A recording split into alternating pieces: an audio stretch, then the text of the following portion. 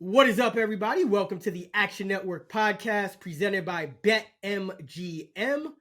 I'm your host, Chris Raybon, and this is your NFL Week 5 betting preview, where we will talk about our favorite sides, totals, teasers, underdog moneyline parlays, survivor picks, and of course, we'll crack open our weekly Sunday six-pack of Against the Spread bets. With the help of my co-host, the Prime Minister of Degenerate Nation, Stuck. Good shit last week. I'm banning you from betting on the Browns against the Ravens, but good shit though. Nice week for the pot. Yeah, backup quarterbacks got me the last two times I bet the Browns against the Ravens. One time Lamar got hurt when I bet the Browns, and they were down 21, and Tyler Huntley led them back. And then obviously last week that bet was dead. I knew 2 drives in, DTR just that's what you get with a rookie playing a complex D. So yeah, it was unfortunate, but that injury news happens. Sometimes you're just going to be on the shit end of the stick there, but great week for the podcast, but last week was last week, so let's keep it rolling and move on to week 5. Let's do it. And for those asking, yes, these episodes will always be available in full on the Action Network YouTube page. They post every Thursday afternoon, so check that out if you prefer visuals. All right, let's get subscribe. Hit the like button. That helps us out. I know you're not doing it right now, so just do it. Just take 2 seconds and hit like and subscribe. Yes, sir. And we'll get right into Thursday night football. All right, week 5, we got the Bears at the Commanders. I believe this was a Thursday night matchup around this time last year as well. Very low scoring, pretty boring game where I think the Bears failed to punch it in at the goal line near the end of the game. But Washington is favored by 5.5 at BetMGM. The total is 44.5. Stuck, give me your initial thoughts on this game. Yeah, I mean, look, I look for reasons not to bet Thursday Night Football, and this game is probably at the top of the list. It's going to be ugly, most likely. I can give you tons of trends for why, the Bears. And when I mention trends, like there has to be, I only do so when there's a reasoning behind it, which I could explain. But, teams that are 0-4 against the spread, like the Bears are, 60% against the spread when catching a field goal plus in week 5. That also applies to the Giants and Panthers this week. 0-4 straight up road dogs in week 5, 65% over the past 30 seasons. And then also teams coming off a short week after an overtime game playing on Thursday Night Football, 3-21 against the spread, which would apply to the Commanders. However, it's the Bears. They've lost 14 straight games. They've allowed 25-plus points in all of them. That's the longest streak of its kind in NFL history. Chicago's also 1-10-1 against the spread in their past 12 games. They're also 4-0 to the overs here because their defense is historically bad. Like I just said, they have allowed 25-plus in 14 straight games. Washington has been up and down, as you expect, with an inexperienced quarterback in Sam Howell. His biggest problem is he's taking too many sacks. And it's not all on the offensive line. He's just holding on to the ball too long. He's been sacked 24 times so far this season. That's the most in the league. It's the most sacks through 4 games of all time, by the way. David Carr in that infamous 2005 year, 27. Howell's at 24. Howell's on pace to take 108 sacks this year. The record is Carr in that year at 76. But here's the thing. The Bears have 2 sacks on the year. 2. They're averaging an NFL low 0.5 sacks per game. They get no pressure. The Giants are the second lowest at 1 per game. So, I would lean over, believe it or not. These Bears total I just feel like they shouldn't be under 45. Their defense is historically bad, and they have injuries in the secondary. It's bad. And like Hal, I think even if he holds the ball forever here, no one's gonna be there to tackle him. So, the Bears offense finally figured some things out last week. So I would lean over. I agree with the move on the Bears. I think this line is a touch too high, but if you were to get like 6 or 7, especially I think a touch 7, I think that's a really solid bet. But I lean Bears. I lean the over, but no, I'm passing. This is your classic ugly Thursday night game. Yeah, it's it's Bears or nothing, but I don't want to touch this game either. And the Bears coaching is just so bad. I mean, you finally start to see the offense put some things together, and then the coaching. I mean, kick the field goal, for Christ's sakes. If your defense blows it, your defense blows it. At least you give your quarterback some confidence and say, okay, put you in position to win. Like, it's just and on defense they just refuse to send extra pressure. Like, it's just 4-man rush. Like, they're gonna live and die by this non-existent 4-man rush. So in theory it's the perfect matchup for Howell too, but at the same time I don't think Howell should be favored by 6 against anyone really. I think the line is a bit too big. I think Howell's one of those quarterbacks, just high variance, sacks, turnovers. He even when he runs the ball, he's pretty looks like he's one hit away from just disaster. But I think he got some weapons on the outside, although Dotson was banged up. But yeah, this is an ugly game. Stay away. But if you're betting it, I would go Bears and the over. So I agree with you. Let's get into. Oh, actually, before we get into the Sunday 6-pack, I do want to mention that we have our Discord. The Action Discord server is live, and a lot of people want to know where they can find the best lines for my guy Sean Kerner's prop bets, because he goes ham, and a lot of the lines move instantly. I mean, that's kind of what it is at this point. High visibility. Anytime you post a bet, probably going to move. So if you are in the Discord, a lot of times he will drop those there as he's about to bet them as well. So be sure to check out Action's free Discord server. I got to get up in there too. I'm kind of new to Discord, but I'm gonna get up in there too and try to holler at some people. So I'm sure Stuck will be in there at some point as well. So be sure to check out our Discord. You could chat with not just us, other gamblers, other action experts, but for Thursday Night Football, that's Sean will be on, so definitely swing through.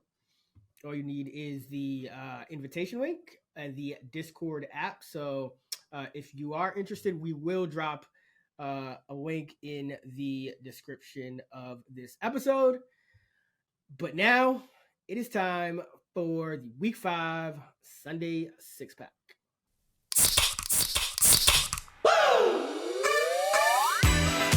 Thirsty for action?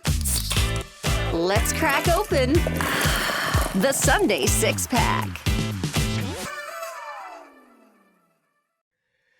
All right, we came so close to the sweep. We both hit our totals, swept the sides. You went 2-1. The only thing was that the backup quarterback DTR having to start for Deshaun, which I heard Deshaun didn't even I heard he said he was gonna play and kind of put the team in a bad position. At the last minute, he was like, "Nah, I can't go." So, that's what made it worse. Yeah. Is DTR. Look, you never know what you're gonna get, but he's a rookie, and if you're gonna have to start a rookie again against a complex defense that shows you a lot of stuff freestyle, you want to be have the week to prepare, right? You find this out on a Friday afternoon. It's like, oh, hey, go run with the ones. You got 1 or 2 days. That's not it's not ideal. Anytime you're starting quarterbacks out and you got to go to a rookie, but when you're assuming that your quarterback's going to play all week and then you make that determination on a Friday, you saw the results. Yeah, it was bad. I like DTR. A lot of the preseason studs had rough goes they're all at it. They're all bad. If you look at all the best preseason quarterbacks, Pickett, the list goes on and on. They're all playing really bad. I like the potential of DTR too, but it's probably going to take him some time, and that's probably one of the worst situations I've ever seen a rookie quarterback thrown into in my life. Yeah, it was ugly. I mean, that Elijah Moore, what was it, a 20-yard loss? I mean, that just it was just a bad offensive day for Cleveland. But yeah, they had a tip pick that basically led to 7 early, and then basically at that point, you can't ugly up the game and try to win it 10-7, and then you're dropping DTR back, and the Ravens just took away the run, and it was lights out. But 5-1, 2-0 totals, 2-0 teasers. It was a good weekend. Let's have another one. Yeah, and the Bears, you got the Rams money line, so the Bears blew it. We could have hit the parlay. What were they up? Too. 21? 28-7. Like ridiculous, just ridiculous. Unreal. And they had a chance to kick the field goal. Like you just knew like Denver wasn't going to drive down the field for like a what was it, fifth time in a row. Like, you know what I mean? Like just kick the field goal, bro. But I'm glad that went well because I mean, you know, a little behind the scenes. I would say I was probably in top 3 shambles that I've ever been in leading up to last pod. I changed like all my picks, changed the order of my picks, how to buy out of the Raiders like live on air or right before. Like it was ugly. So hopefully we can keep it going. My first pick of the week 5 Sunday 6-pack. This one's easy for me. Going with the Houston Texans plus 1.5 at the Atlanta Falcons. I could give you a lot of numbers and I will, but I'm just gonna start by saying just keep buying CJ Stroud until he's favored, really. Because if you're getting points with Stroud right now, he's been one of the better quarterbacks in the league, not just for rookies, but period. And he's impressively been able to overcome every single offensive lineman being out, pretty much. Last 2 weeks, 0 sacks, despite the O-line going through the most injuries. And he's facing Desmond Ridder, who the more he plays, the worse he looks. And, I think defenses are just starting to figure him out. And, you and I were both kind of disappointed because we thought the Falcons were going to be able to kind of hide Ridder better than this, have him just kind of distribute the ball. They have all these movable chess pieces, but at the end of the day, you have to throw the ball sometimes. And it's just not happening for the Falcons. Ridder leads the NFL in turnover-worthy plays. So, that is – I think it could get worse, and I know the Falcons scored single digits the last 2 weeks, but I still think it could get worse. So I want to fade the Falcons until, Heineke gets in there. He'll probably get in there pretty soon, I would think, although I know it's a complicated offense. But really, CJ Stroud – just, the Texans aren't world beaters by any stretch, but they have a solid receiving core. They've been able to mitigate their line. Slowick has been calling excellent games and schemes, and their defense has been solid, especially against the pass. And I know Atlanta is a run-heavy team, and that has been Houston's weakness, so that is a concern. But it's kind of like last week against Pittsburgh when it's like, all right, obviously, there's going to be some, the Texans aren't going to be have an edge in every facet. Like we knew TJ Watt was going to affect the game, and he did. He forced like a fourth down, like turnover on downs. This game, yeah, I'm sure the Falcons will be able to run some on the Texans, but at the end of the day, when it comes down to it, and these teams have to make plays to, get the ball in the end zone, I think it's going to be Stroud. I don't think it's going to be Ridder, and I think Ridder is much more likely to turn the ball over. So you look at the Texans 13th in points per drive at 2.1, Falcons 25th at 1.4. I still think Houston is due for some red zone regression. They're 31st in touchdown conversion rate in the red zone, where Atlanta is 5th on defense. I think both of those are going to regress to the mean, but the quarterback matchup is just absurd. Like Stroud is 3rd in yards per attempt at 8.0, Ridder's 26th. Stroud is 3rd in adjusted net yards an attempt at 7.7. Ridder is 29th at 4.1. EPA, Stroud is 13th at 0.102. And Ridder has been a negative when, so he's losing the Falcons points every time he drops back. So for double the points, Ridder is a minus 0.2, whereas Stroud is plus 0.1. So Ridder is losing double the points Stroud is gaining every time he drops back. And he has triple the turnover-worthy play rate that Stroud does. And Houston's been getting better. Like since week 2, they're 7th in EPA per play. First 2 weeks, 11 sacks. Since 63 dropbacks, 0 sacks, 9.8 yards an attempt for Stroud, 4 touchdowns, no picks, and 3 scrambles for 26 yards. So he's dropped back 63 times, and he's averaging 9.7 yards, whether he scrambles, throws it, whatever, with no negative plays. I just think the market is too low on him. I have the Texans rated above the Falcons now, so I have this as a pick 'em. But I guess people, I know people like to bet on the team that's been down. The Falcons have been terrible the last 2 weeks. Usually, I would be on them as a bounce back, but I just think Stroud is way underrated And this coaching staff in general. I think D'Amico, pretty solid coach, getting his guys. I've seen improvement every week from this Houston team on both sides of the ball. So, whereas I think Atlanta is just running out. Like, they had one good game, really, that Green Bay game, 446 yards. Every other game, they failed to even hit 300 total yards of offense.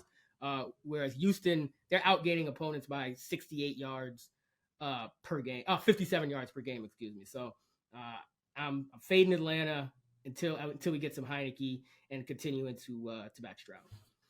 I actually completely disagree with this one. The only ones that picks I disagree with you with this year are when you've in Falcons games. I've been right on all four Falcons games. I think because they're basically like a service academy, and that's my specialty in college. So look, number one, the Texans and a lot of the Strouds look great. I love Slowick. I mean, look, if you just look at what Nico Collins do, 9 yards after catch, he's averaging. That's only other players in the NFL that average over 8: Waddle and Debo. That's the Shanahan tree. That's that offense that he's trying to implement. It's ahead of the curve, especially when you consider the offensive line injuries. And Stroud is good. I agree. It's also some good things like on the defense. I love Petrie at safety, but Anderson, Grenard, they're getting really good pressure off of the edge. But here's the handicap when it comes to the Falcons. One, they are a service guy. They just want to run the ball and they want to run it the entire game. And when they do that, then their terrible quarterback doesn't have to throw it. Last week, the reason I like the Jags is because you can't run on the Jags. But you can run on Houston. Houston's run D has been pretty poor. They're bottom 10 EPA per rush allowed, bottom half the league in success rate allowed. So if Atlanta can run the ball, they don't have to rely on Ritter. They can play with a lead, and then they can continue to run the ball. If they get behind, then you're asking Ritter to do things. He's going to throw picks like he did last week because Jacksonville got ahead. So I think that there's just a little bit of an overreaction to Houston. Stroud looks great. I like the staff too, but they beat the shit out of the Steelers in a classic spot where Tomlin's team lays an egg. Like we've seen that a trillion times. Go on a road, play a team with not a winning record after a win before the Ravens game, and they just laid an egg. So in the week before that, a little misleading score. They were outgained by Jacksonville in a 20-point win. So this is probably the peak of the market, in my opinion, the Texans. And it's a good, the Falcons are they're coming back from London. So we'll see what the travel does with a small sample size of scenarios of teams playing the week after. But I think this is a good buy low, sell high spot on Atlanta. But where I won't argue with you is that you have the better quarterback, and there still could be just some there could still be value in the market on Stroud. I mean, Stroud could just be, the market. It's still rookie quarterback, right? So you're only adjusting Houston so much each week. Yep. And he could just be so good this quick that almost everyone is still way undervaluing this Texans team. I'm just not quite there yet. You're a little more aggressive with it. So, I don't hate it. But one thing I will say to you, though, is that you mentioned Heineke. Yeah, I know that they gave the vote of confidence to Ritter, but if Ritter throws an early bad pick, I could see the change being made like in this game early. Yeah, listen, this is one of my specialties is modeling players and stuff, and I think you exactly hit it on the head. The market is only going to go up so much by CJ Stroud, and they don't not everyone knows exactly how much of a sample size for what stats. So, everything in my model says Stroud is you factor in all the regression you want, and this Texan offense is better than two-thirds of the league, really, just because of Stroud. If you can mitigate pressure, right? If you can mitigate pressure, and Stroud has been one of the most efficient quarterbacks when getting the ball out in under 2.5 seconds. He's third in yards per attempt, fifth in quarterback rating. He's also been great from a clean pocket. He's been great pretty much everywhere. Atlanta's going to be able to run, but at the end of the day, passing beats running, and Houston's defense is 7th in DVOA against the pass. So yeah, they're bad against the run, but at some point, Ritter's going to have to throw the ball. I just think Houston. I just think the market is way too low on Houston because of because of their offense. Like, I just, we've seen this, like, the Sharps are on the Steelers last week, actually. Like, that was a big Sharp. I don't know why. And now the Sharps are on the Falcons. I don't get it. I just think people aren't factoring in the first 4 weeks and what we've seen, and also just knock it down. And I've been higher on the Falcons, All right, I got to cut you off because we can't spend any more time on Desmond Ritter. So I got to move on. We already talked Justin Fields and Sam Howell now. Yeah, we got to get to some real quarterbacks like Mitch, Bortles, Trubisky. So for my first pick of the Week 5 Sunday 6-pack, I'm going with the Pittsburgh Steelers. I think you can find a 4 out there, but it doesn't matter for the contest. So, look, this was a no-brainer for me. I do have a reputation to I have a reputation to hold out. You sure do. To hold up with so I can't go 1 and 2 fading the Ravens. So I faded them against the Colts, which worked out. Faded them against last week, but there's nothing I can do with the quarterback situation. This is just a no-brainer. I mean, first of all, it's good buy low, sell high spot. Ravens off big win over the Browns, but again, it's another backup quarterback. They've done nothing this year except play backup and one-legged quarterbacks in Joe Burrow. So I think that their defensive metrics are a tad overvalued. They're still dealing with some injuries, even though you got some guys coming back, but you got to mesh everyone back together. I don't even know if Humphrey's even going to be back this week. The pass rush still isn't there. So like this team is just at the peak of its value, even though they've dealt with injuries because they played just backup quarterbacks. And then you got Stroud in his first start, but that was a rookie first start on the road with an offensive line in a brand new offensive scheme that was basically put together that week. So the Ravens have had everything break their way so far outside of those injuries. But this just boils down to what we've talked about for 6 years. This is a classic Tomlin spot. He will have his team up, rah-rah spot off an embarrassing loss at home against a winning team. They will just show up here. Low total, too, and you're catching over a field goal in a divisional game. Speaking of catching over a field goal, these teams have played 30 times in the regular season since John Harbaugh arrived in Baltimore. 17 of the 30 have been decided by 3 points or less. And the craziest stat of all is when the spread is 3 or more in this matchup since 2008, the underdog is 17-1-3 against the spread. 17-1-3 against spread. And we're not talking like spreads that are like 12, 15, 20. These are usually pretty evenly matched teams. These games come down. You go back in the score issue, you'd be shocked how many games end 16-14 and 16-13. So, yeah, it's just 17-1-3 against the spread. Also, Tomlin is an underdog, we know. 53-28-3 against the spread, over 65% against the spread. Most profitable of any coach in NFL history. He's also 33-15-1 against the spread, 69%. Very nice. Against teams with a winning record, most profitable in that spot by a mile. And then we talked Lamar Jackson, who's like the new Mahomes with the against the spread numbers, right? He's 15-1 against the spread, 94% as an underdog or favorite of less than 3 points. When favored by 3 or more, 20-29 against the spread, 40%. Talking 94 versus 40%. This is just a classic divisional battle. Steelers bounce back here. You'll get a good effort. And by the way, I didn't even mention the fact that we're going to get Mitch Bortles Trubisky. I think it's an upgrade. It's not much. It's pretty even, but I have a tiny slight upgrade because as I've talked about all year, I'm way lower than the market on Kenny Pickett. I'm not a Kenny Pickett guy. Now, granted, he's in a Matt Canada system. He's not getting much help with the offensive line and, injuries at tight end and wide receiver. But look, Trubisky, a.k.a. Bortles, he threw for 340 against this Ravens defense last year. Just had, 3 picks, which did him in. But I actually like his pocket presence a bit more. He can move around. And so I don't think there's any – I think the market has reacted to Pickett a little bit, and I don't think they should. I think this is even at worst, and I think actually a slight upgrade. Pickett just looks awful back there. He just no confidence. He's bailing so quick. So, yeah, I like the Steelers. Classic spot. If I had to guess, this ends 16-13 somebody.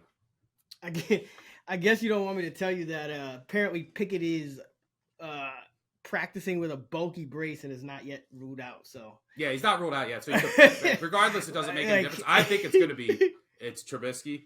For this bet, it doesn't matter who starts a quarterback. like I'm talking fractions of a point is what I have as an upgrade. But I actually would feel more comfortable with Trubisky, aka Bortles, back there, especially if Pickett is banged up and can't move around. So yeah, Pickett's. It's good that you clarify that. Pickett could still play, but I do think it's going to be Trubisky. Yeah, I mean they might as well. I mean Pickett's been awful anyway. It's just a good time to kind of eject. Yeah. I got some more thoughts on this game, so I'll table that.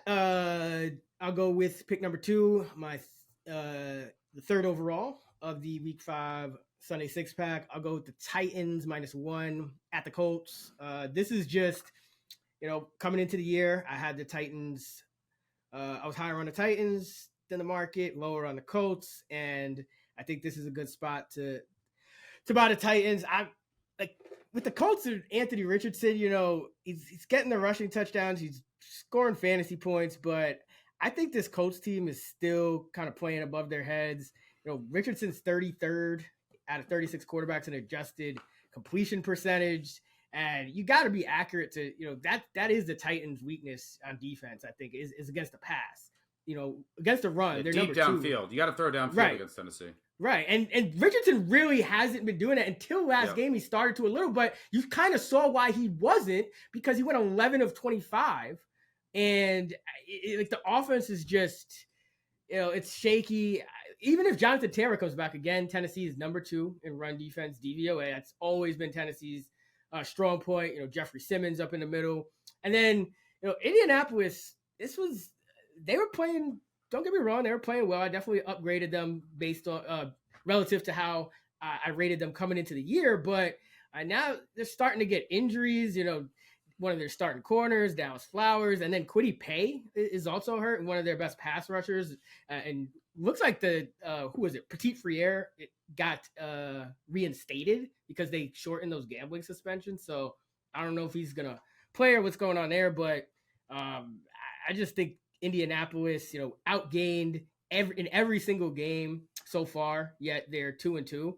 68.3 yards per game they're being outgained by. And this Gus Bradley defense, Ryan Tannehill last year, 73% completion rate, 107 passer rating, 2 touchdowns, no picks.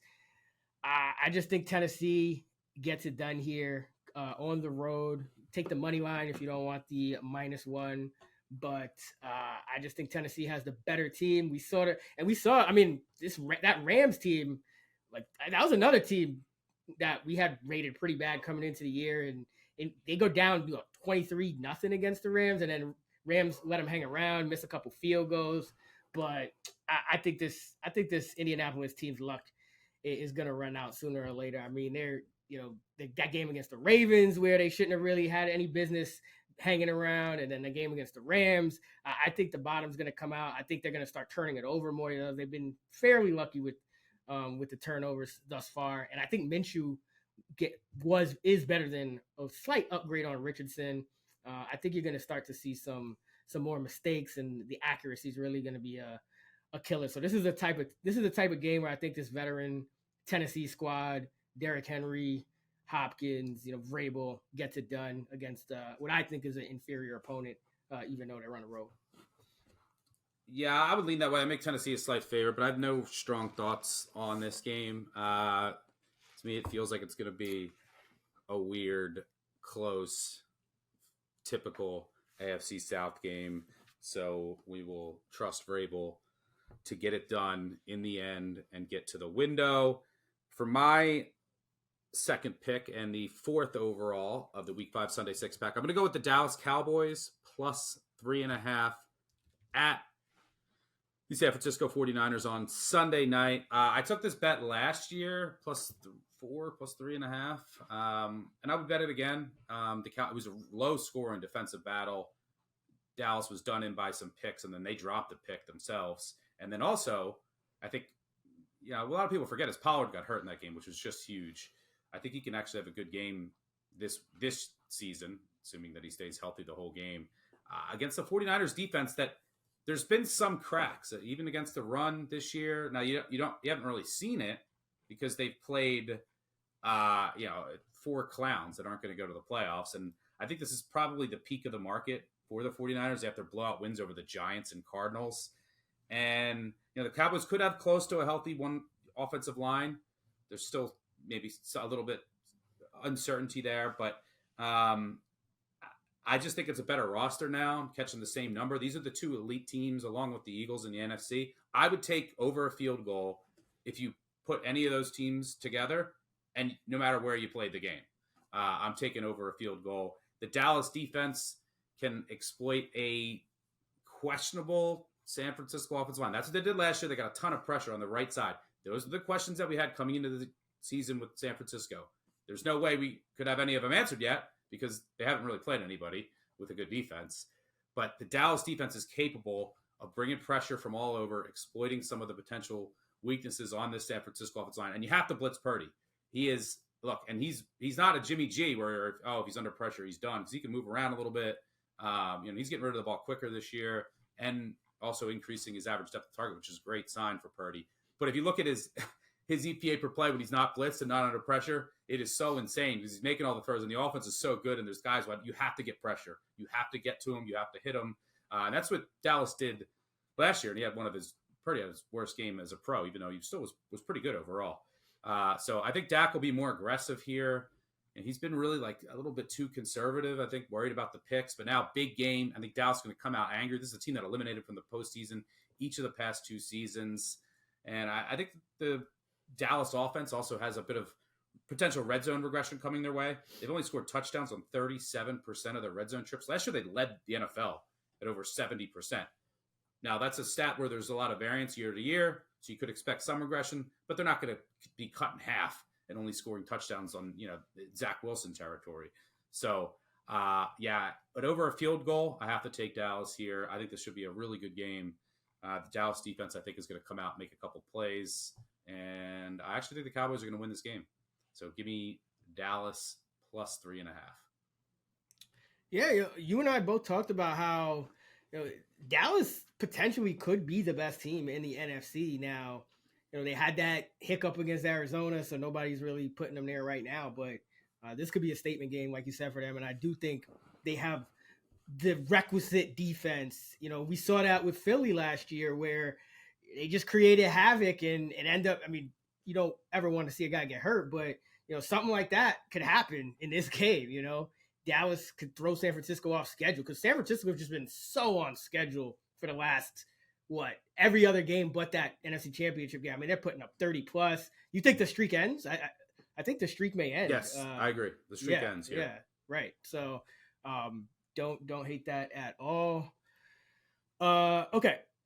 For my third and final pick of the Week 5 6-pack, the 5th overall, I'm going with the Arizona Cardinals plus 3 at home against the Cincinnati Bengals. And I just got to fade the Bengals until they show me something here. Because right now, again, we're 4 weeks into the season and Joe Burrow can't move around. And right now, the Cardinals are the better team on paper than the Cincinnati Bengals. Cardinals are 16th in DVOA, 6th on offense, 30th on defense, and 9th on special teams. But Cincinnati is 10 spots lower overall, 26. They're 23rd on offense, 25th on defense. And,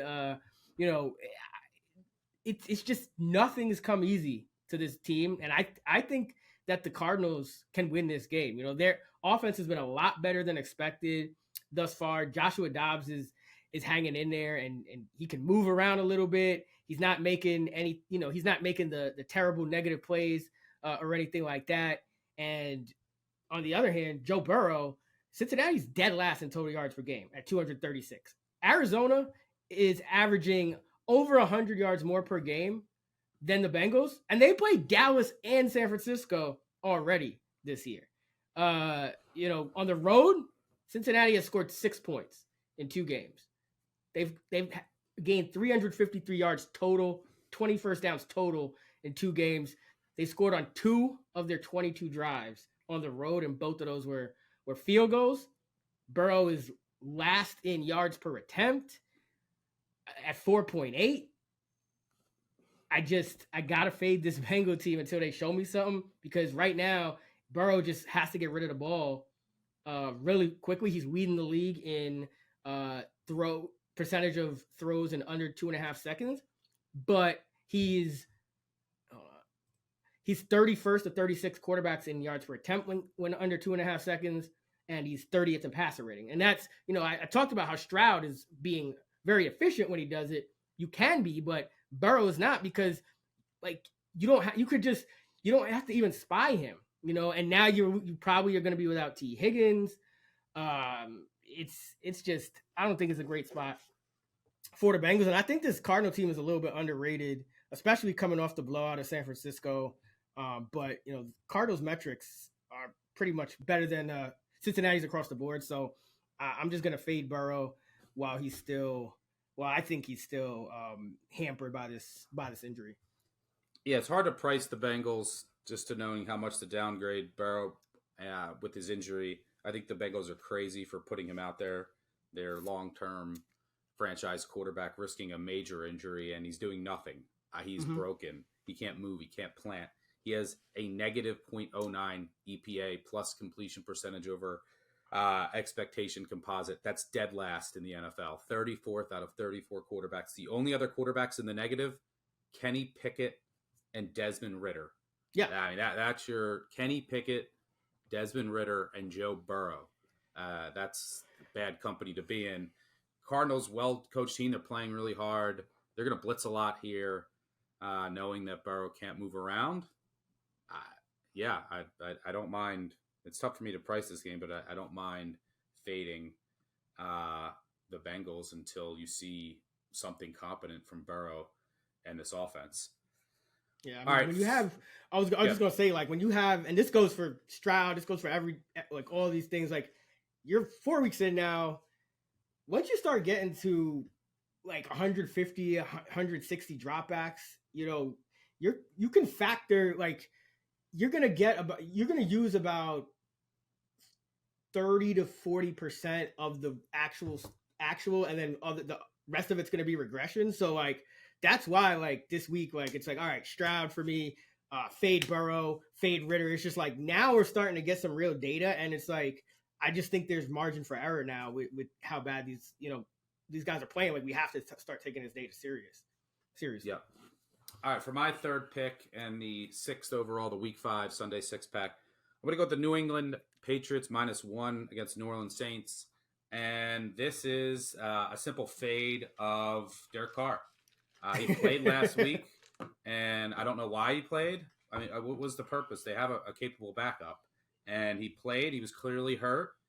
I'm pulling up the numbers here because they're so funny. He just couldn't throw it. His shoulder. He has a shoulder injury. If you're not familiar, he couldn't throw it downfield. Alvin Kamara just caught another check. Yeah, Kamara had 13 catches for like 30 yards. 33 yards. How's that possible? But 10 came on one play. 10 or 11 came on one play. So, like, it was like 12 for Carr was 20. 23 to 37 for 127. He's clearly hurt. And there's an angle here. I think this might be the bottom of the market on the Patriots. Look, they got blown out. It's a good spot to buy if you look historically trend-wise for a team that gets blown out by that margin. But they've played – their losses have come against the Eagles, the Dolphins, and the Cowboys. And they played they had chances to beat the Eagles and the Dolphins. So they're sitting at 1-3. Look, they have a lot of injuries across the board, but look, there's something I believe to be true in the market, because their injuries are specifically at corner. But I don't really care about that this week. I know that Christian Gonzalez has looked great, but number one, Derek Carr can't throw the ball downfield. So that's who cares if your corners are out? I know Judon's out too, but number two, how many times have we seen, no matter what corner, doesn't matter, they have 17 guys named Jones. I don't even think they're real. They're just like AI.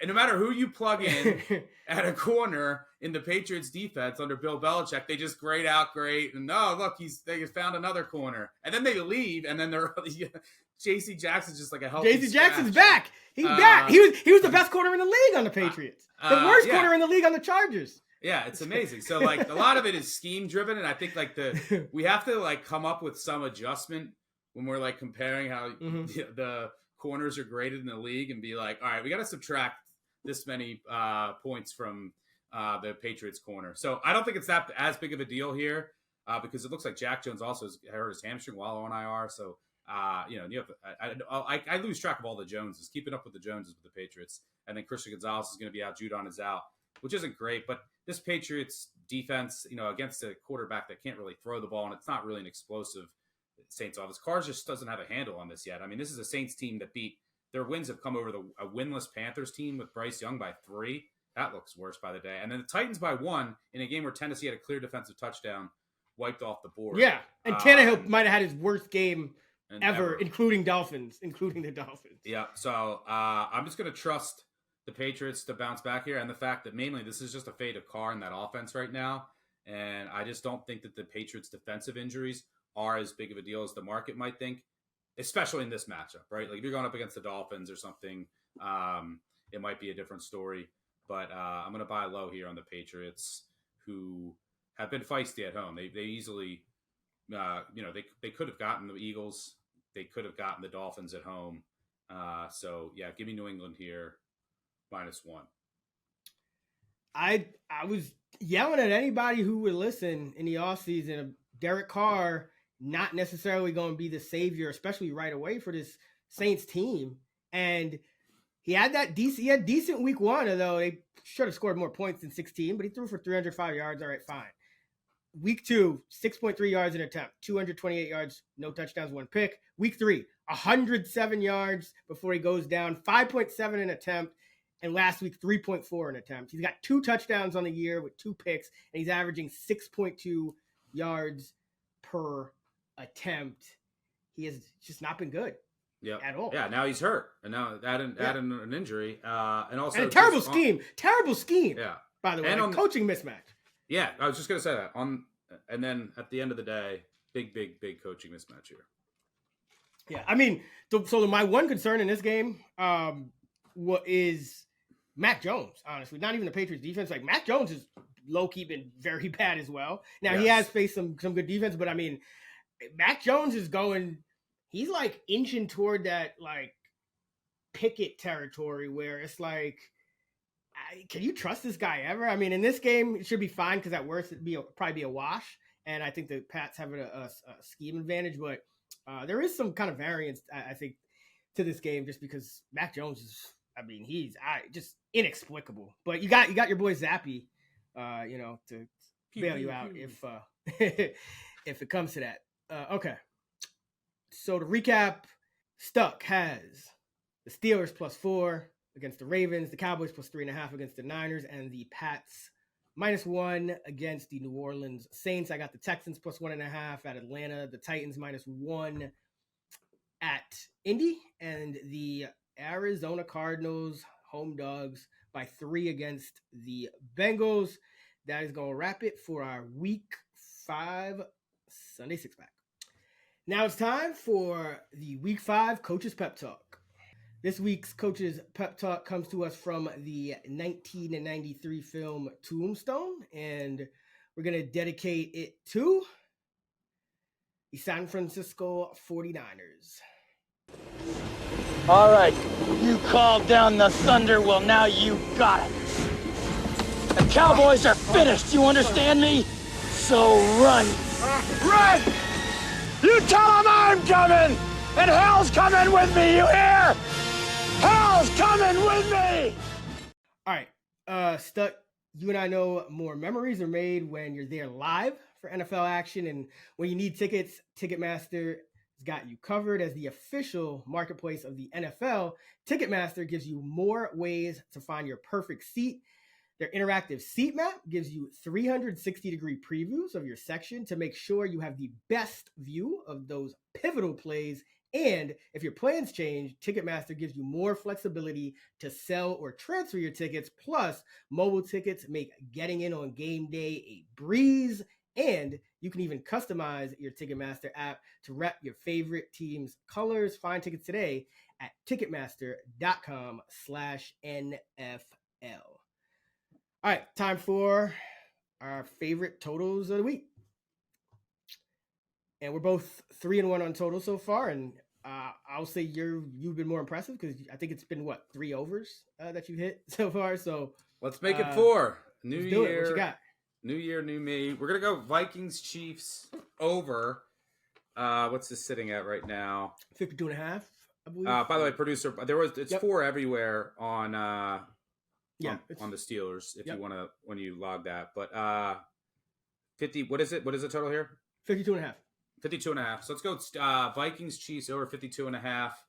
I know this is a high number, but I just cannot not see this being a complete shootout. Why? Well, number one, the Vikings defense is horrendous, so Brian Flores has to come up with a scheme that generates pressure. So what is he doing? They're blitzing 57% of the time. That's the highest by far in the league. Giants are number 2 at 49%. And for what it's worth, the Giants and the Vikings are playing 2 of the best quarterbacks in the league against the blitz this weekend in Tua and Mahomes. Mahomes is a cheat code against the blitz. You can't blitz him. Just don't do it. He has double the EPA over every other quarterback in the league since against the blitz since coming into league as a starter in 2018. This year, 0.35 EPA per play, 50% success rate against the blitz. So if you do that, he's going to put. If you try to blitz Mahomes at 60%, the Chiefs are going to score 60. Like you could get pressure on him, and he doesn't get. He's an alien. He doesn't get sacked. He just doesn't take sacks. So, and then he's going to find someone downfield. Your other alternative is to not blitz at all, but then you can't. You are incapable of generating pressure, and you have no secondary. So I just don't see the Chiefs 31 minimum. They should go nuts here. And the Vikings offense is very good. They've just been unlucky. You would think that the fumbles, everything that's gone against them will end eventually. But they should be able, it'll be in a game state where they're going to have to go fast. They're going to have to be passing. And they should put up points here. It's an improved Chiefs defense, but it's not an elite defense by any stretch. So, yeah, I think this has all the makings of a shootout in the fast track here. So let's go with another over. New year, new me. I think this is the 4th straight week I've gone with an over. But if it's not broken, don't fix it. So let's go Vikings Chiefs over. Yeah, and I was thinking about the Vikings, classic spot where the Chiefs, getting more than a field goal, but the line went from 5.5 to 4. I missed the number, and now that it's down same. at 4, I made it 4. Yeah. So now there's not really any 3.84. value. And I agree. I think that the real red flag for me is because, again, like you said, we don't just blindly bet trends. So, yes, the Chiefs have been I think it's 31% by more than a field goal since November 2020 against the spread. But like you said, Flores, the Vikings, they're blitzing 57% of the time, and yet they're getting pressure 17% of the time. So it's not even working. So, I mean, I guess it's no harm, no foul for them not to blitz, but that's not really what they do. So, this could get ugly. But I think points will be scored. Cousins is playing well. I think Addison will help against this Chiefs defense. It's a lot more athletic now, right? The Chiefs defense. Yeah. So I think Addison for Thielen, that swap actually, I mean, Thielen's been having a solid year, the only Panther that is. But in this game, I think Addison's going to help offensively for the Vikings. I agree. And the Vikings aren't running the ball; they're just coming out and chucking it. That's what you want with an over, and then that should be the game state here. Yeah, Kirk Cousins trying to get one last big contract. I'm not knocking it. Steelers, Ravens under 38. This is just a classic AFC North bloodbath. You already laid out why you think the Ravens are ripe for an upset in this spot, and if that does indeed come to fruition, I think it's going to have to be a defensive game. Pittsburgh's just not really capable at this point of scoring 20 plus, really. So I do expect the Steelers, you already highlighted all the Tomlin trends. He's going to have these guys riled up. I think they're going to be flying off the ball. They're at home. I expect Watt. All the Tomlin trends, by the way, they usually align when he's the team's unders, hype. They align with unders. So the defense is a unit that can get more benefit from like us against the world, rah rah, right? You come out and that's where you see that energy and production. But yeah, sorry to interrupt you. But this game has 16-13 written all over it, so that would be great for the under. Yeah, and by the way, this should be one of the more windy games that we've seen this year. So, last week, Lamar Jackson made a couple of ridiculous throws that had me sweating the under at one point. I mean, that throw to Mark Andrews and the one before it to Zay Flowers at the end of the first half. But, some of those may not be there. Also because, again, I just expect, Watt and the Steelers to be getting off the ball here. And this Raven defense on the other side, I don't expect them to just have a complete meltdown. They are tied with the Browns, allowing an NFL low 3.8 yards per play. And we know the Steelers are banged up on offense. Freiermuth probably will miss, which is maybe big, just because a game like this, you would like your tight end over the middle of the field. Dan Moore out. The Steelers only have one offensive lineman with a grade above 55 at PFF, so what kind of game this is going to be. The Steelers are going to, they're going to play field position, and they're just going to try to bleed the clock, run the ball. Najee Harris is playing better, so they'll probably ride him and Jalen Warren. They really have no choice, especially if Pickett is hurt or they're going with as you like to call the them. Steelers are going to try to score with their offense, which is Watt, which is great. It's exactly what you want for an under. Yeah. Yeah, like the Texans put up 30 on the Steelers last week, and the total still ended at 36. So, expecting a low-scoring game and up to 20-mile-per-hour winds potentially in this one, which over 60%. Which also helps the Steelers for the side. Right. Over 60%. Those kind of games tend to hit to the under. Bunch of trends. I'm not gonna go over them now. See if you get a 38.5. Still seeing a bunch of 38.5s out there, but I'll keep it keep the integrity for the contest because it is 38 at MGM, so we'll go to 38. But yeah, over 52.5. Chiefs Vikings for stuck, and then I got the Steelers Ravens under 38. Now it's time for our favorite teasers of the week. All right, we're also 3-1 on teasers, so it's been a very good year so far for the pod. Where are you going with your teaser this week?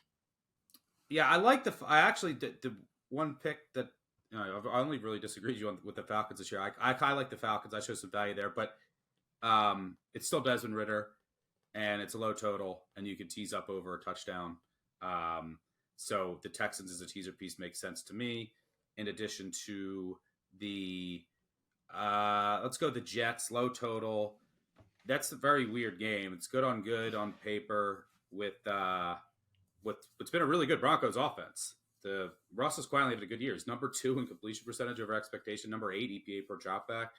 And then the Jets defense, while disappointing, still a very good unit. And then what happens with Zach Wilson has the ball against the Broncos defense, I'm not really sure.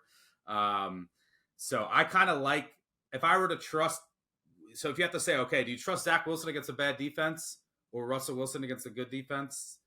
Who's going to do more?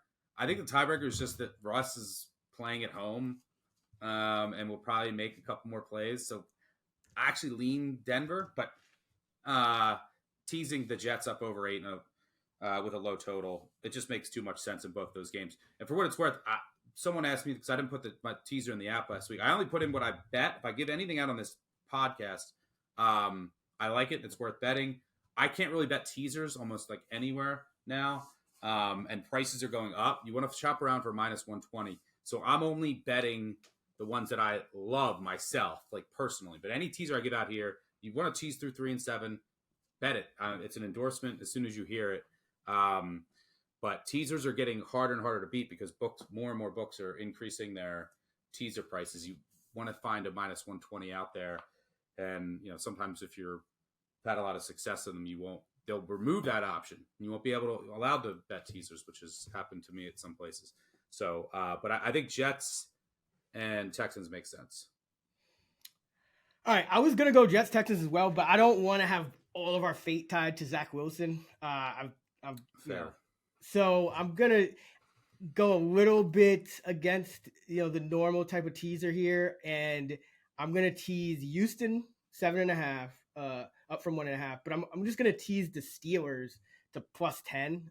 It's not through the 3, obviously it's through the 7, but you do have a total of 38. So we already talked about the trends and Tomlin. So +10. I mean, I think that definitely increases the odds of this hitting. So, and just so we're not all of our eggs are in the Zach Wilson basket, because I mean, both of these teams, like the Jets, the Broncos, and I'll throw the Bears in there.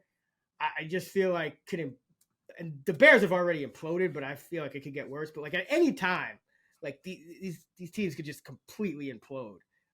So just want to be a little safer here. I'll go with the Steelers. So Jets 7.5 and Texans 7.5 for you, Stuck, and then I got Texans 7.5 and Steelers.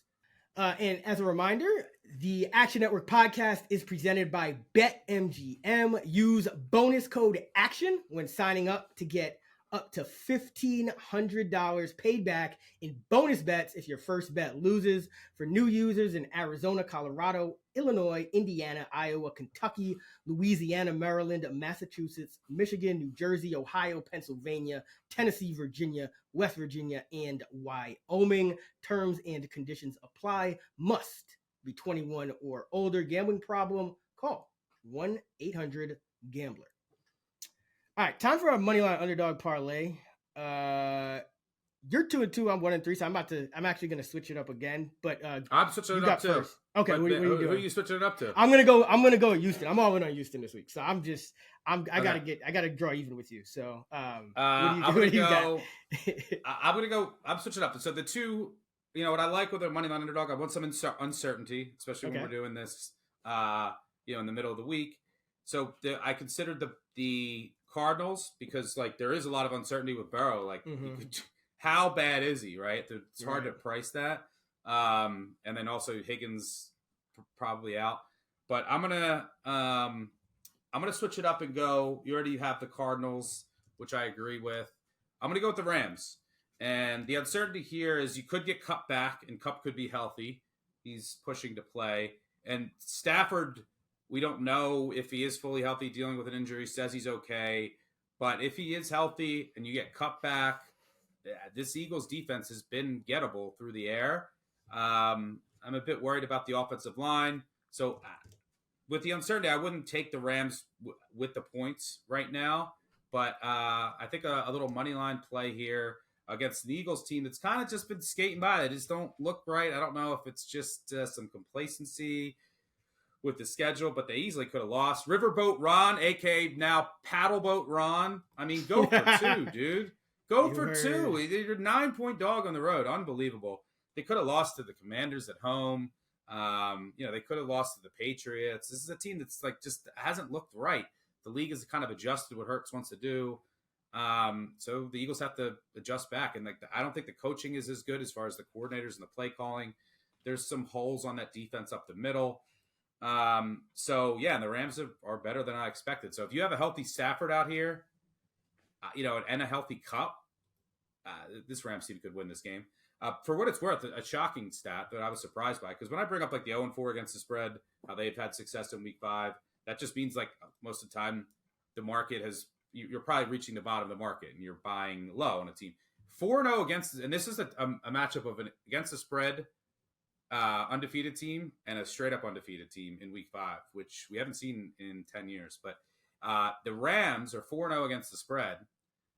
4-0 against the spread home teams in week 5. 15-8-1 against the spread, 65.2%, covering by almost a touchdown per game, which I did not expect to see. I expected to see 4-0 against the spread home team being pretty poor against the spread. Small sample size, but thought it was interesting when I was looking into it. But yeah, this is a healthy Rams offense. Stafford is playing so well. I prefer the money line, because if he's not healthy, they're done. But give me the Rams. Yeah, the Eagles are they're still kind of figuring things out. I think the coaching, you mentioned it, Gannon, Steichen, like that, it's taking some time to adjust for them. So they're going to drop one at some point. They're lucky to be 4-0, I think. Like they'll be there at the end of the year, I think, but Yeah. It's kind of like the Patriots when they were good all those years with Brady, and a lot of times they would use like September, October, early October to kind of figure things out, and then they'd really turn it on later in the year. I think you're kind of seeing that with this Eagles. They're also they also have to counter back. Like the league is adjusted to what Hurts and that offense did last year. So you're going to see some tweaks from them, and they'll get better as the year goes on. And I think that like they know that they're good, and there's still like it's just a little bit of a Super Bowl hangover as well. And like they don't really have to turn it on, and they're gonna because their schedule has been pretty easy so far, but they'll eventually get picked off a couple times and get refocused. But they're definitely still working on some things there. And I'll go with the Texans. I already mentioned it. I just think this Texan team is better than the Falcons. I think Stroud's a better quarterback. I think they win this game. So they're plus 110. The Rams are plus 180. The parlay odds plus 488. Now it is time for best of the rest games we haven't covered in any other segment, but are still, as they say, meaningful to some. All right, we got the London game, Bills, Jags. I feel like Trevor Lawrence is so odd because I feel like he's playing well when I watch him. Not really getting much help. There's something off. But there's something off. Right. 48 and a half is the total. Bills are favored by 5.5. The Bills, I mean, they've blown 3 straight teams out, but all those teams have bad defenses, or shaky defenses at least. Raiders are bad, the Commanders, and then who was it? Dolphins are bad. Now the Jags are kind of middle of the pack defense. I'm not too high on their defense, but I don't know. What do you think this is like another Bills smash spot or like 3 in a row? I feel like it's kind of hard to keep that going. Yeah, there's something off with Jacksonville that I can't quite put my finger on. Like how is Atlanta getting back into that game last week? With Ritter just like throwing the ball to them, and they had a big lead against the Falcons. Like that should never happen. I can't quite put my finger on it. So something's still off with them, but it's a great spot. Like you're in London again for a second straight week. You're getting the Bills off 3 straight smash ones, including like a big emotional win over Miami. Now they're coming over the pond. And they have secondary issues now. Awful injury with Trey White. And they have some other injuries they're dealing with too in the secondary. However, it's a bad matchup for the Jags D because they're like middle of the pack defensive line, but their weakness by far still is their secondary. Right. So like their run defense is really good, and that kind of buoys their entire defensive profile. So like, what has to happen here? Have you actually, I just remember this game. I was about to bring it up. Josh Allen has to have a big game. The other Josh Allen. Remember when the Bills went down? Oh, my God. Josh Allen has sacked! Josh Allen! My God. I'm going to keep saying it over and over again. I don't care what other game is on. Times. We're going to go 8 Josh Allens on the Octobox. Like, that game was... I just remember that game. I didn't even dig into that game before. 9-6. 9-6 was that game. Urban Meyer. His probably Urban Meyer's best win.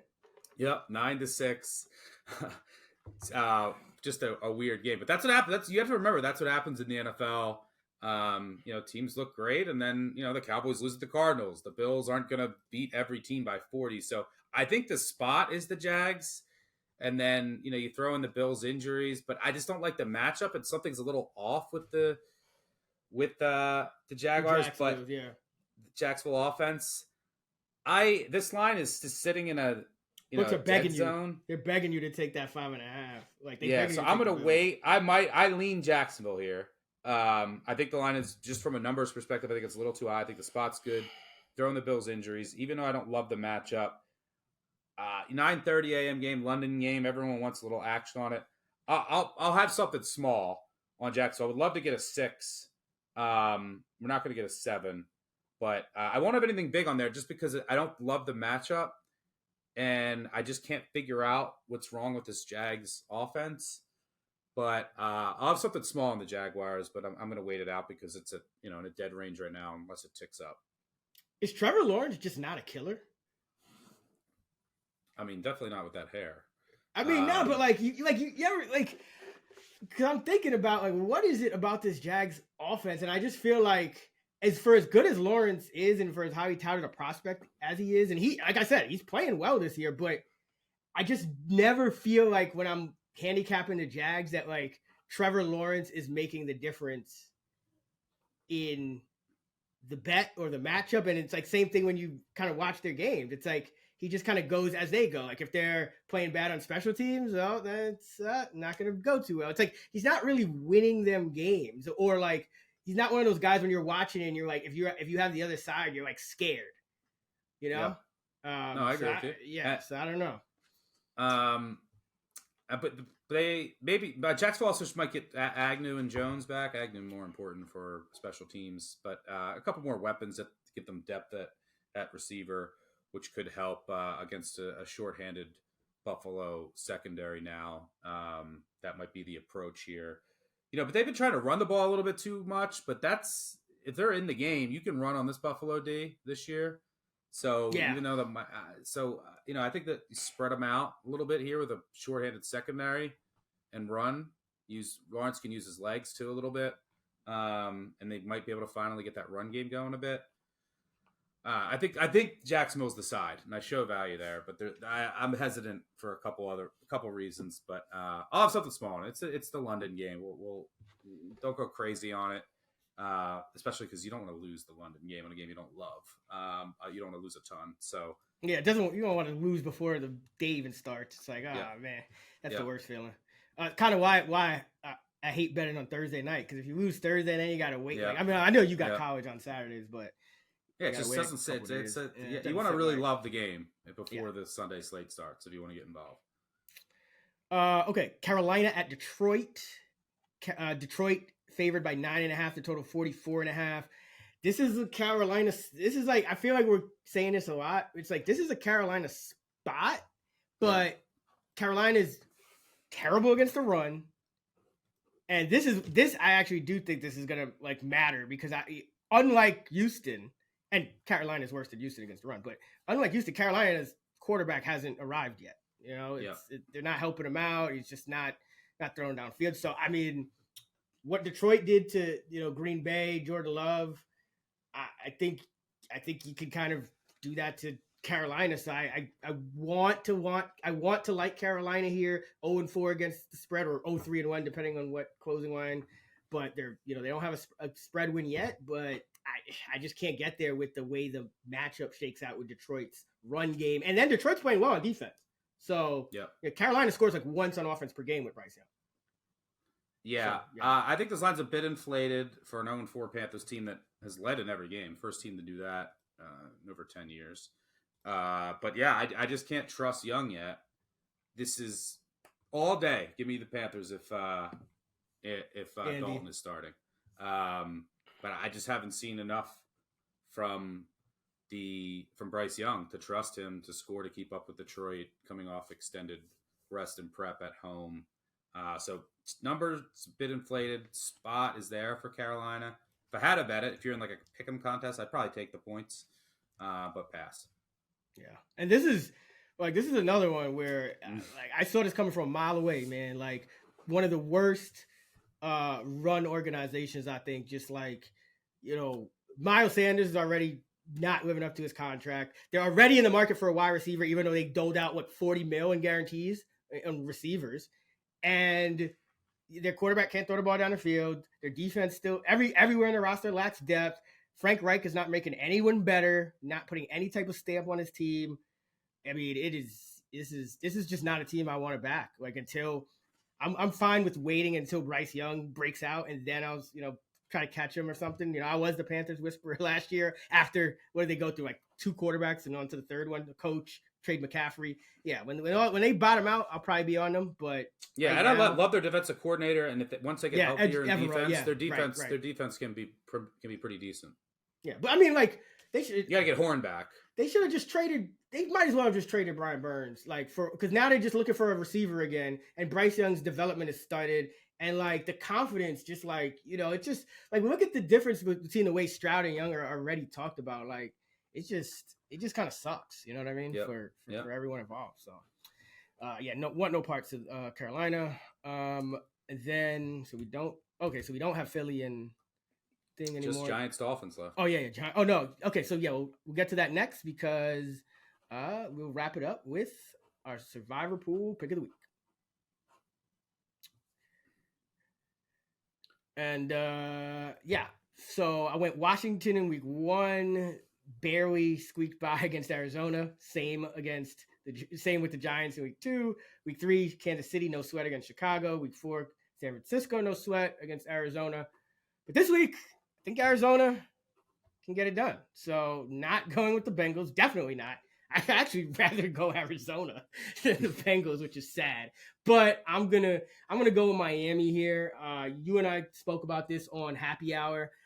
Another one of those spots where Giants are the spot in terms of the spread under normal circumstances, but like Andrew Thomas out again.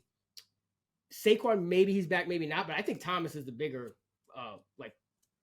he's more important. They also had their center was hurt, their guard got hurt. Yeah, on the Bellinger and the center,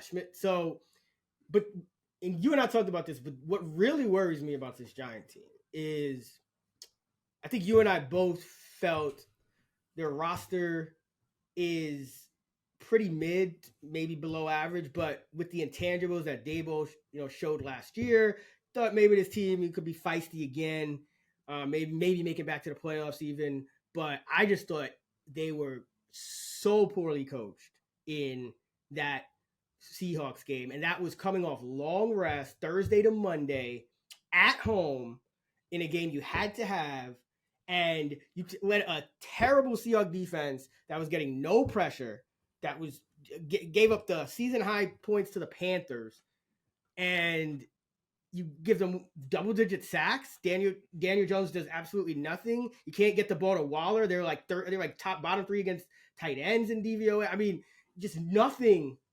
Special teams are they're just unprepared. So I'm worried now. I bet the Giants. Probably one of my worst bets in the NFL in 5 years. That was their season. They're 1-3 now. You go to Miami and go to New York. Go to Buffalo. You're done. Good night. See ya. Your season's over. And they're also the special teams penalties, the special teams blunders. Every play, every punt was a penalty. No matter every special team, it was they weren't, and then they didn't adjust it, move Jones around. All right, fine, you can't stop the Seahawks' vaunted pass rush. Move them out of the pocket. Do something different. Very troublesome. This is the spot. The price is right, but I show a little bit of value is what I mean by that. Daniel Jones, 16-6 against the spread as a road dog. Great buy low spot, but they're on a short week. The offensive line's in shambles. They need Saquon here, and then they just need to run it and control the clock and play keep away. Right, which is what you could do against Miami. But then if you get behind, what are you going to do? They also, the Giants, all they do is blitz. They're, like I said before, they're blitzing at 50%, at a 50% rate, which is the second highest in the league behind only Minnesota. Good luck. But they're getting the 10th lowest pressure rate, and they have the second lowest sack rate, and they're blitzing 50% of the time. And you can't blitz you can't blitz again. You have to, in order to stop that defense, is why I like the Bills last week. You got to be able to get pressure without blitzing. To a 0.4 EPA per play against the blitz. That's elite, beyond elite.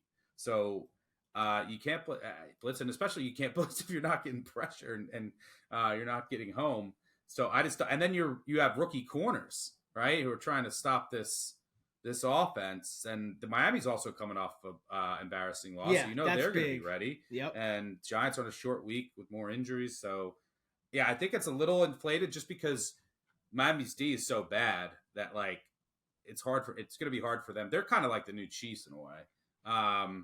As far as it's going to be hard for them to cover really big spreads. But the Giants offensive line and that performance last week, that's very, very worrisome. So I'm not laying it. I agree on the Survivor, but it would be Giants or nothing, but I'm passing. Unless you give me 14, this would have to go up to 14 for me to take it. Daniel Jones might have pulled got his money and kind of relaxed pulled a Burrow. Right? Yeah. I mean, at least he's hurt though. I know. I'm kidding. Because Daniel Jones. I love Joe Burrow, by the way, Bengals fans. We love Burrow. Hopefully he gets right soon. I just want him to get healthy. Just sit for 2 weeks, please. But, and Jamar Chase said it, and we should have listened. You know what? Because that was interesting when I think back to it. Those two are very good friends, and Jamar Chase like went to the media and was like, Burrow needs to sit out week 1. And this was like back in the preseason.